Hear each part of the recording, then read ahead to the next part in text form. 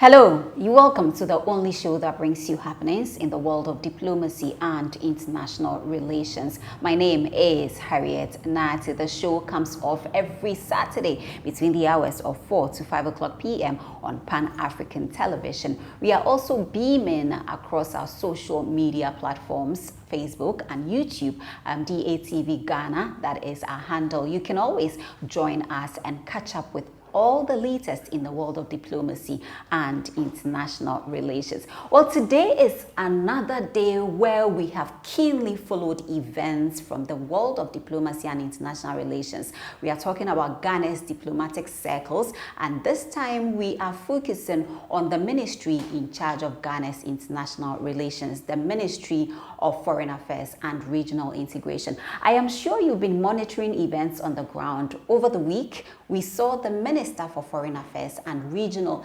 Integration storming the passport office in Accra, the headquarters, and of course that of TEMA. And we were there as Dean of the Press Corps to the Foreign Affairs Ministry. I was over with my camera guys and of course my colleagues from other media houses, where we captured all the events on the ground, everything that happened. The minister first started interacting with applicants who had come to file application for their passports, and also engaged staff of the passports office to get to know some of the things that are happening on the ground when it comes to service to the good people of Ghana, the hitches, the gaps, some of the problems encountered, and of course the way forward to making the agency more transparent and accountable.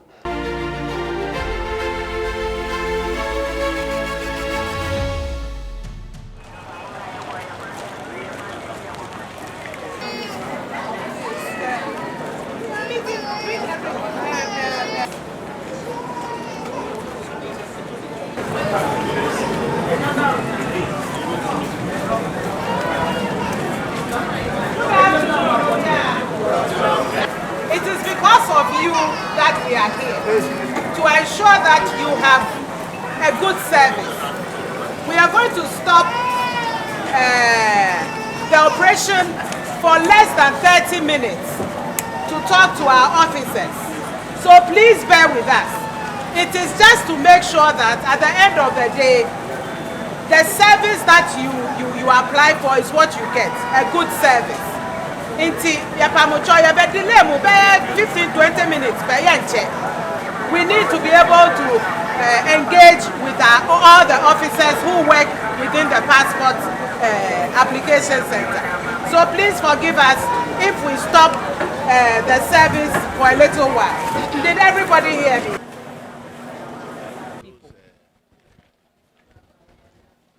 When I came here, just for a renewal, but what I'm saying is it's not good at all.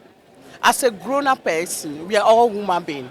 So when you are talking to a grown-up, you know how to talk to the grown-up. You can't tell the parent, you can't be asking you, have you gone to school before? Who's your parent? Will your parents have died? No, that's not. You are coming here for renew your passport. So do the passport, they have to be appropriate, so have to do it. And I'm not happy about that. So if that is going to be all right, then they have to aggressive and do it. I suggest they give us a priority service because I have 5 cases here and I'm still here. The cases are delayed. I've been here more than 2 to 3 hours, and the cases are disturbing. That's my only problem. I don't have any problem. My problem is if I'm Joseph Kwabnano. Yeah, you have to give us a priority service, those people who are having case. That's my only problem.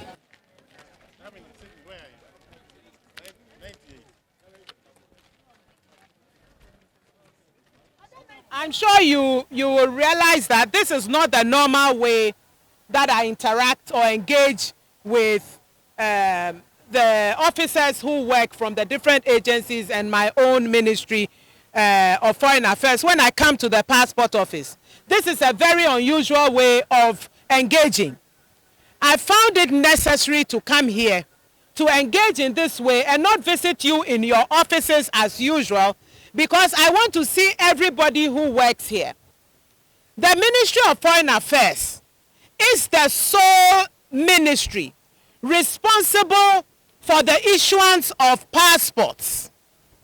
However, in doing so, we use other agencies, and I'm told there are 9 agencies that are present at any passport application center. So invariably, what happens is that the ministry staff are made up of the OIC, vetting officers in some cases, and also those in the printing rooms. But this is augmented by officers from all your agencies. I have written to all agencies that any officer who has been here for more than 1 year, which is what it should be replaced. This is because we all know the saying that familiarity breeds contempt. We all know what's happening. There have been various reports in the media, on social media, in the mainstream media, of people's experiences, even as we stood here waiting for you to gather. The kind of comments that came from the members of the public who are here as Ghanaians to apply for passports. They are not here because they want to be here. They are here because they need passports to travel, to renew their passports. Why should they be treated in a way that is not what is expected of people who are giving a service? You are not doing them a favor.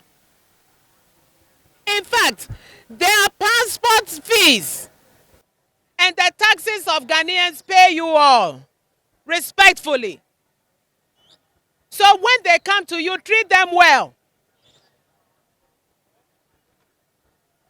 This cannot continue. I always say that there's too much happening that really shouldn't be happening within the passport acquisition system. If we talk about Goro people, these Goro people are outsiders. They do not work on their own, because if the Goro person collects somebody's money, they need to work with somebody from inside to change the dates. They work with people from inside. I'm not saying all of you, but there are some of you who are engaged in it.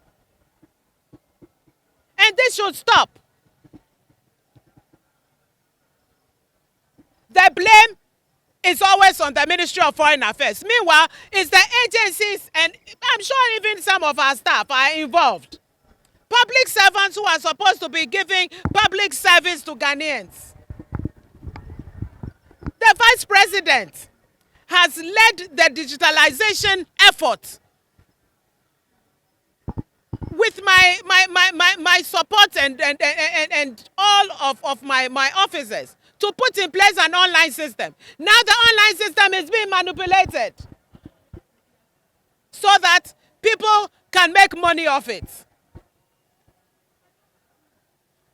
There's an investigation going on, and some names have been mentioned. And there are people from outside, a cartel, who are working with people from inside. Anybody who has been here for more than a year, from Monday, please do not come back, because you've been changed. We want to bring some sanity. Every time politicians are corrupt. Meanwhile, it's some public civil servants who will do things that shouldn't be done, and then they put it on politicians. We come, we do the right thing. I'm trying to bring sanity into the passport system, but no. I'm praying for that day when national identification will be issued to every single Ghanaian. And that day is coming. I'm told that they've issued to over 15 million already and it's still counting. Then no other agency will be allowed into a passport office because there'll be no need. Because when the person comes and they key in their name and their national ID number, all their details will come up and therefore there'll be no need to have any other agency. Maybe apart from the printing room people, nobody will be necessary anymore. So I beg you, do this work from your heart and stop making money off people. Number one. Number two, treat the people who come here, the kind of comments that I've heard, it's not the best. Treat them well. They come here for today, you won't see them again because apart from coming for the passport, they won't come here again.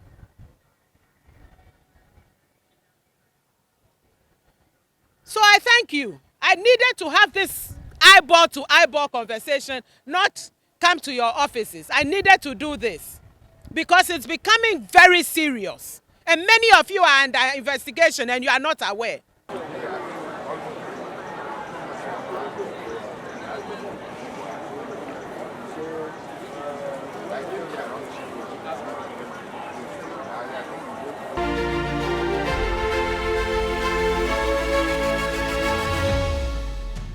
So this episode of Diplomatic Affairs will see us presenting two major stories from the diplomatic community, that of Ghana and the sub-region that is the West African region. We will be focusing on the economic community of West African states, ECOWAS. I want to believe you are keenly again monitoring events from that angle. The Economic Community of West African States, ECOWAS, which is the regional bloc, has not really been happy with current events in Niger. Niger carried a coup d'etat, deposed its constitutional president, and has taken over power, ruling the country. Now, the Economic Community of West African States, ECOWAS, says its framework does not allow such behaviors when it comes to governance in the sub-region. We are talking about invasion in Niger. We will also speak to the experts who can take us through the dynamics when it comes to invading Niger. What are the consequences? That is the question we are asking. And also, how legitimate is this move by the Economic Community of West African States? I will be back right after this break.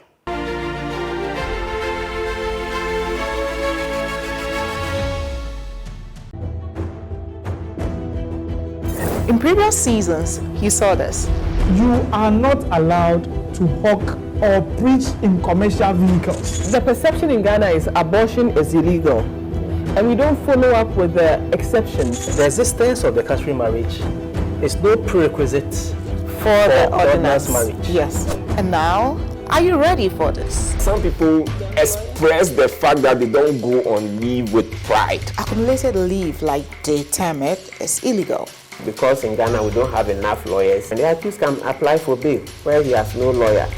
Knowing full well that you have an STI and you do not reveal that to the person and you have the sexual contact with the person, it is also part of domestic violence. Join the Law Express panel for relevant, informative, and educative topics. It is clear that if the court grants bail, it is the registrar of the court that has the power to deal with execution of the bail. All matrimonial properties that are sold without the consent of the other party are actually null and void.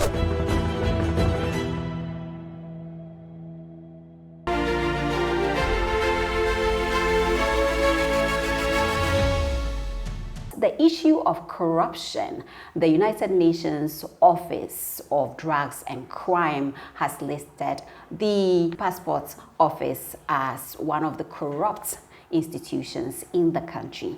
To help us really understand this is the Honorable Member of Parliament for the North Tongue constituency in the Volta region, who also serves as the ranking Member of Parliament for the Foreign Affairs Committee. I think we are in the right place, just so we can understand what is really happening. What are some of the measures that we can introduce to run a very effective service to the good people of Ghana?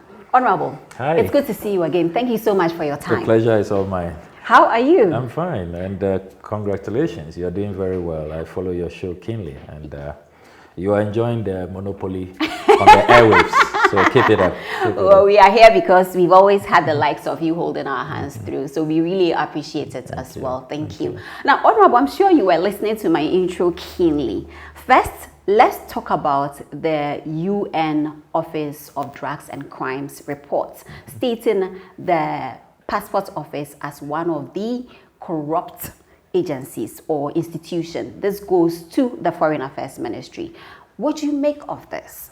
Well, I mean, let's be honest. The entire report paints a very terrible picture about our country, particularly how the delivery of public goods and services continue to be tainted with corruption, bribery, underhand dealings, influence peddling, and outright criminality in some instances. It's a very damning report, and it makes for grim reading. I must say that such a report, which will receive very wide attention because of the institution that carried it out, should be a report that all of us in leadership, whether within the legislative organ or the executive, and for that matter, the judiciary, all of these three organs must take steps to address the content of that report. And so far, it does appear to me that some institutions are taking appropriate steps. You may say that probably late in the day, but as they say, it's always better late than never. Right. And this report is consistent with our ranking on the Corruption Perception Index. And you notice that Ghana has stagnated over the last couple of years. So we are not doing very well when it comes to corruption perception. And you see, this is not a matter that you take lightly because it has so many implications. Even for investment drive, before investors decide to choose your country to come invest their money, see if they can establish their business, create jobs for your people. These are some of the reports that they read to know if it is a good place to come invest. Will I have good returns, or I'll be frustrated even before the business gets set up? Will I have to engage in all of these underhand payments, which takes away from the core business? And so I may not even get to realizing my goal. And they will look at other countries who are faring better and then decide to take their investment there. In the process, we lose out, particularly young people who are looking for jobs. And you know the situation with unemployment, which the Ghana Statistical Service reports is at an all-time high. So we cannot continue to just treat these reports lightly. And we cannot continue to underplay the impact of these reports. Then also, you must know that within the Committee of Nations, countries and governments are looking at reports such as this, so that if they want to send your way assistance, if they want to partner with you, how sure are they? Because remember that their citizens will also be critical of them. What is going into the decision? Why are you choosing Ghana and not say, Tanzania or Rwanda or Kenya. So there must be some justification. And if citizens read these reports, which are widely circulated online and everywhere, their governments will have to think again before really firming up that decision that we want to come and invest in Ghana. So let us not take these reports lightly. Sometimes there are those who say that, oh, you know, these reports may only be discussed for a few days, and that's it. Politicians may take it up and probably do the usual political football with it. Those in government will be defensive. Those in the opposition would want to bash the government with it. But let's go beyond, you know, just the everyday rhetoric and look at the far-reaching implications. So I've talked about business, investments. Look, we spend so much money going out there through the Ghana Investment Promotion Center on a regular basis to attract investors. Then I've talked about the partnerships that we have with governments. And you see, they have to decide. Yes, there are all kinds of bilateral, historical alliances and all of that. But if corruption continues to get out of control, there is no guarantee that they will get value for money. We don't have to downplay the consequences, the economic impact, the opportunities that we lose by some of these reports. And I do hope that the president is going to take this report, is going to take the other report, the Corruption Perception Index, where we have stagnated for a while. And you see, there are a number of things that we need to do. We must begin a very drastic implementation of reforms. And what do I mean by those reforms? They are reforms in the governance sector of our country, because you see, everything is about leadership. So within the governance architecture, why should we still have a system where people feel so emboldened to demand bribes and they get away with it? It should not be acceptable. We must set examples. So you should have a system of reporting. We passed the Whistleblower Act, for example. We are not really implementing it.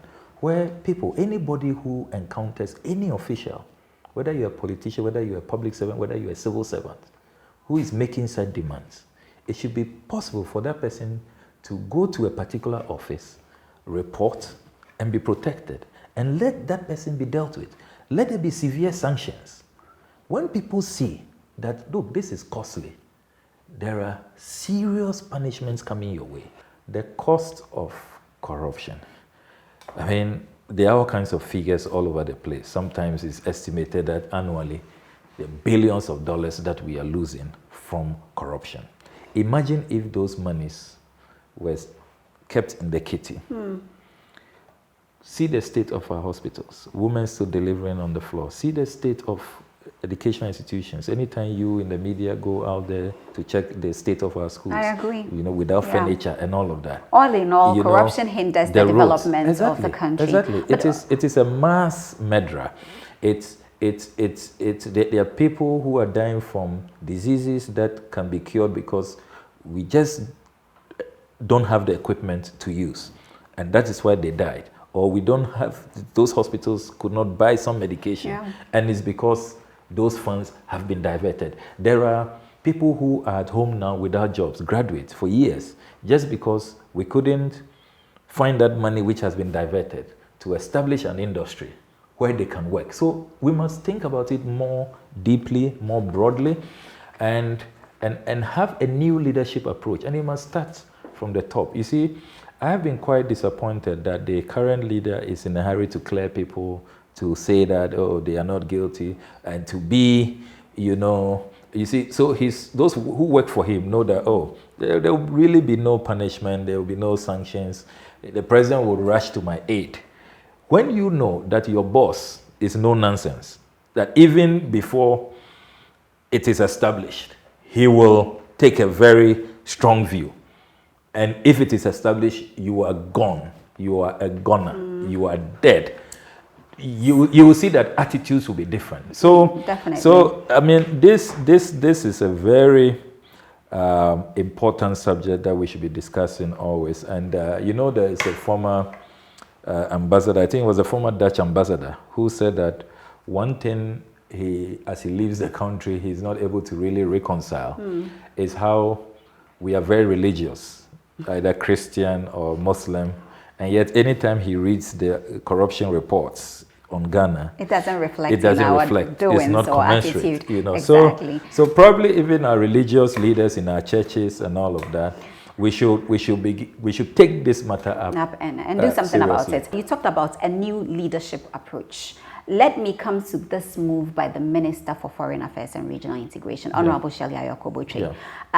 This will not really be the first time we are seeing her, you know, stormed the passport office and just to get an idea of what happens. But this one, not even the ministry was in the know. As far as I'm concerned, even the ministry itself as an institution didn't even know she was headed to the passport office for this assignment.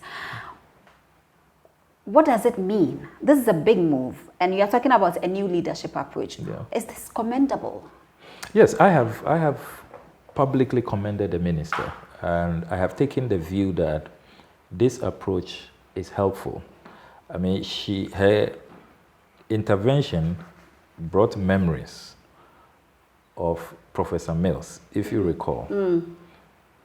Perhaps in the entire history of our country is Professor Mills who, as president, will storm offices to check if people are reporting on time. What are they doing when they go to work? Are they really working? Or they are reading some magazines or watching some movies and all of that.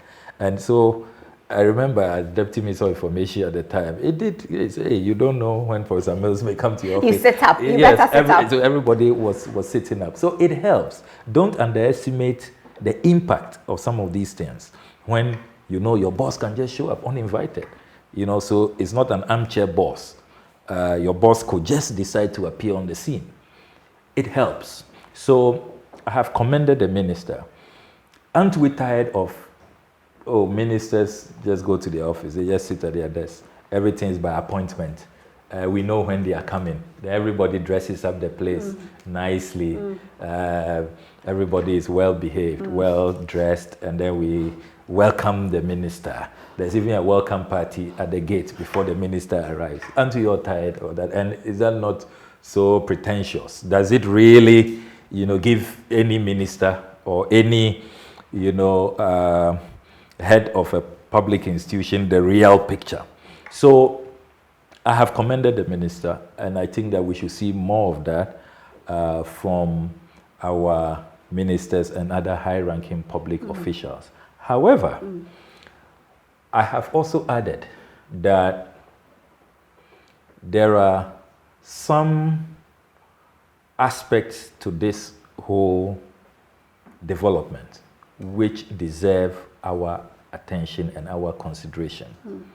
The first one is, in as much as we commend the minister and we welcome this move, let us all acknowledge that it is not sustainable. How many times can the minister pay surprise visits?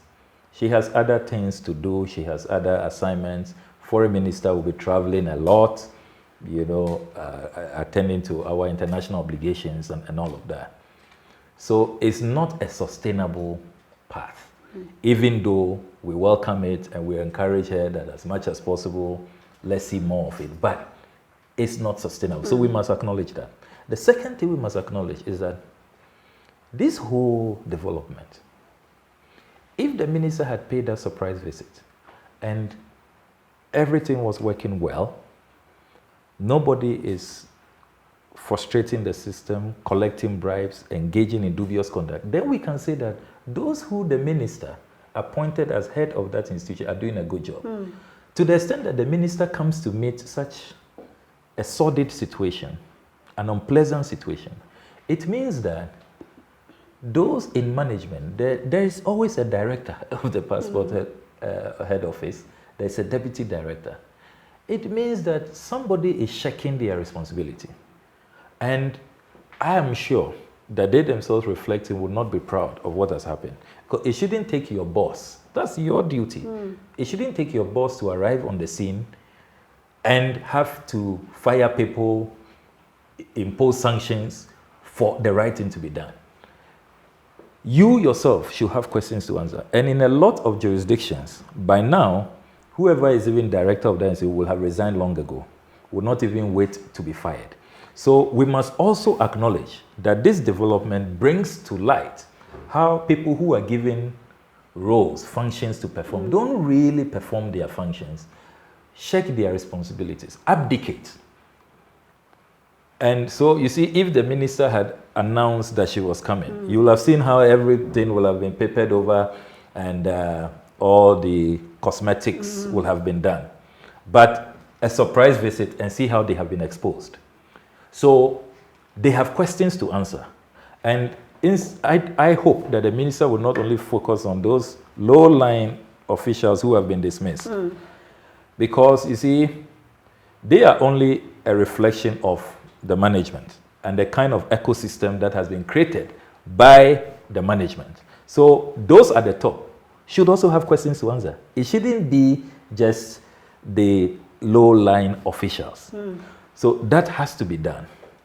Then the third acknowledgement that we must have is that, look, what is causing this racketeering, this black market system where people are paying to get passports? Guru boys and all of that, middleman, middle woman.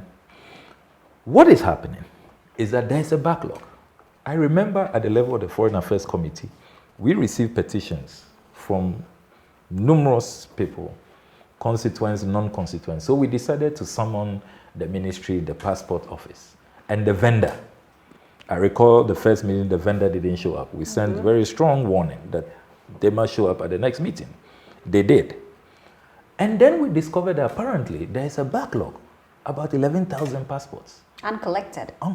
No, not, there was the passports uncollected, but there's those who have applied. And they haven't been issued with their yes, passports. waiting for appointments to even come do their biometrics and be issued with passports. The explanation was that because of COVID, supply chain challenges, so the vendor said that he was struggling to catch up with the pace. But the meeting concluded with a roadmap where they assured us that in the next 3 to 4 months, the backlog will be cleared. The minister also said they had ordered a giant printer, which will be installed and will help to speed up the process, speed up the clearing of the backlog. What has happened to all of those assurances? It does appear to me, based on what the minister went to see and based on the reports that are coming in that we continue to receive from the general public, that it doesn't seem the roadmap was followed. Probably there's been some bottleneck. So that is what we have to address. When we have addressed the backlog, then we can revert to the full automation. So we take out the human factor. Why people have to pay bribes and all? Because they see human beings in the way and they see that there's an opportunity to jump the queue. If we clear the backlog and we now know it's full automation, you go online. You don't have to go and meet anybody. There is no Kofi or Amma in the way. There is absolutely nobody, no connection man, as we call them in Ghana, who can bring you ahead of the queue. There's even no queue really. You go online, apply, choose your date. If it's express service, you are told express is within 7 days or 10 days, then it's automated. When it's time, you receive your text message or email that come and pick up your passport. It solves the problem. So these are the things that I will expect that moving forward. And as you do know, the House is on recess. So when Parliament resumes, we hope to... This is going to come up, definitely. We hope it definitely will come up. We will invite... Deliberate this and invite the minister. The minister and the passport office to give us an update on the roadmap that was agreed, the assurances that they gave us, what's happening to that giant printer that was ordered, and how well have they done in clearing the backlog. I received information from the ministry saying that they are going to give name tags to staff of the passport office to help with their mandate. How sustainable is this also? The name tags, the numbers out. I think this is a great move, yes, right? it's a good move. I will have added one more. Okay. And I hope that it is not too late for them to consider it, which is to install cameras. Okay. Install cameras. I mean, this is the modern era. Even now in our homes, you can be in your office and still be seeing what is happening at home. So they should install cameras and let there be screens even in the minister's office. So the minister real time can see what is happening. She doesn't have to pay surprises. And these days, with this sophisticated CCTV gadget, they can even, there's even an app. So as you are traveling, wherever you are in the world, you can still check and monitor. And when people know they are being watched, they behave, I mean, very well. They know the consequences, you know, because a lot of, nobody collects bribe in the open. Well, except sometimes our, you know, very famous police service, but... well, the police service was also mentioned. Yeah, I mean, you know, they feature always. Historically, they are, I mean, they know they are my friends. I'm issuing a disclaimer. This didn't come from us. This is coming from Honorable. Yeah, but, you know... but Honorable, will the Ghana card go a long way as well? So this tax that they are using is good. Let's hope that it's not abused where some people, you know, there's some always elements who are always trying to abuse the system. So I hope that people don't go and create fake cards and pretend to be staff of the passport office. But they should really consider these cameras. Install cameras, the premises, when people know that there are cameras.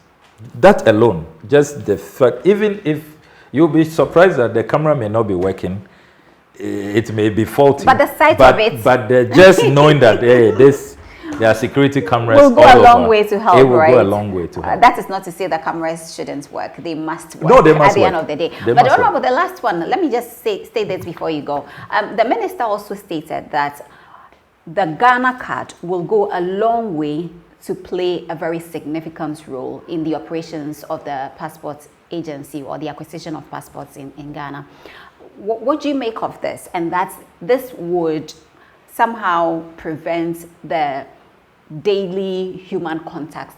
If I'm understanding the minister to mean that when the Ghana cards become more available, right, every Ghanaian gets it, then you may not have to show up physically for your biometrics. Right. Because it captures your details. Because the Ghana card, that is the NIA, the institution responsible for issuing the Ghana card, has it. I am hoping that sharing of data will be addressed, because that has always been our challenge. Even already, as we speak, the NIA says that there are about some 50 million Ghanaians who have biometrics, who have the Ghana card. And so, for that matter, they have the biometrics of 50 million Ghanaians. And yet, those 50 million Ghanaians, when they want a passport, they have to do new biometrics. When they want a driver's license, they must do new biometrics. When they have to register for their pensions, new biometrics and all of that. So the challenge is that all these institutions are working in silos. They don't share the data. Let's start seeing that sharing, that data sharing now. So that those who have the Ghana card already, you don't have to be called upon to do fresh biometrics. There are just too many institutions doing biometrics. There is no interlinkage, no interconnectivity, no data sharing. So if we don't address the issue of data sharing, it will just be a wish. The NIA people can even probably hit 30 million, almost the entire population of Ghana. And yet, the same system where when you are going for passport, they require fresh biometrics will continue. You need a driver's license, fresh biometrics. You want to register for pensions or other public services, fresh biometrics. So the challenge is the working in silos, the lack of connectivity, the lack of communication. So let's see that, and then let government. By now, the president should be even issuing instructions on deadlines for all other institutions doing biometrics. Once you end that, passport office, other agencies, DVLA and other places, they know that from this date, they are not allowed to collect biometrics. People will be forced to share data.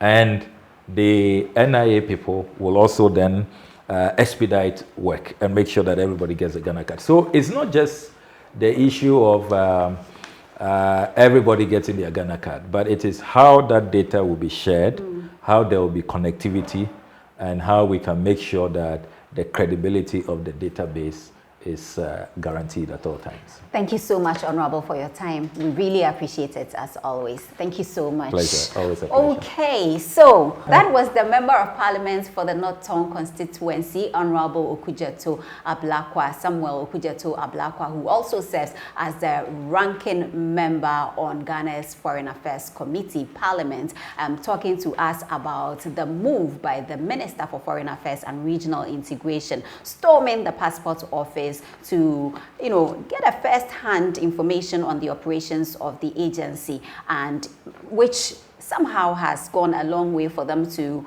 come up with new initiatives to ensure that there is that transparency and accountability at the passport office. We will be monitoring, as always. We will be moving with the minister whenever the need be, and of course we'll be talking to the experts to also share their experts' opinion on subjects like this with us. So once again, I'm sure it's been very informative and very insightful. Thank you always.